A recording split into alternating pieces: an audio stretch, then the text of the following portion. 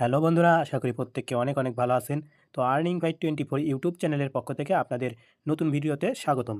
তো বন্ধুরা, এই ভিডিওতে আপনাদেরকে বুঝিয়ে দেব কিভাবে আপনারা টেলিগ্রাম চ্যানেলে স্টার অপশন অন করবেন বা স্টার অন করে দিবেন। তো এটা কিভাবে করবেন সব কিছু আমি A to Z ভিডিওতে বুঝিয়ে দেব। তো এটা জানার আগে আপনারা যদি আমাদের ইউটিউব চ্যানেলে নতুন হয়ে থাকেন তাহলে অবশ্যই আমাদের ইউটিউব চ্যানেলটা সাবস্ক্রাইব করে দিবেন এবং লাইক কমেন্ট না করে থাকলেন লাইক কমেন্ট করে দিবেন। তো তারপরে ডিসক্রিপশন থাকা লিঙ্ক থেকে আমাদের টেলিগ্রাম চ্যানেলে জয়েন করতে ভুলবেন না। তো আমাদের টেলিগ্রাম চ্যানেলে এরকম একটা টেলিগ্রাম চ্যানেল পাবেন, এখান থেকে জয়েন করে নেবেন। এখানে কিন্তু আমরা প্রতিনিয়ত অফার শেয়ার করে থাকি। তো চাইলে জয়েন করে এখান থেকে আর্নিং করতে পারেন। তো আমরা কিন্তু এখানে আর্নিং বিষয়ে ভিডিও তৈরি করি। তো এখান থেকে আমি কিন্তু এই চ্যানেলের অ্যাডমিন মানে ওনার। তো এটা কিভাবে কি করতে হবে আমি A to Z বুঝিয়ে দেব।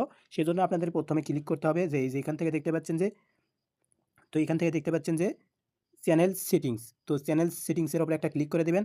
তারপরে এখান থেকে আপনাদের কি এই যে রিঅ্যাকশন, তো রিঅ্যাকশনের উপরে একটা ক্লিক করে দিবেন। তো রিঅ্যাকশনের উপরে ক্লিক করে দেওয়ার পরে এই যে এখান থেকে দেখতে পাচ্ছেন যে তো গাইস তো এখান থেকে এই যে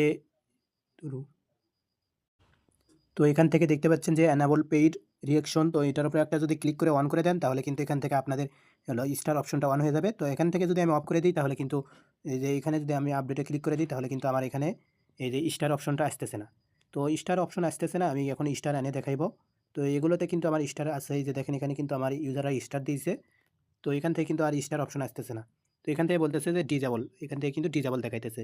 তো এখন যদি আমরা অন করতে যাই তাহলে আবার এখানে এডিটে ক্লিক করবেন, তারপরে রিঅ্যাকশনের মধ্যে যাবেন।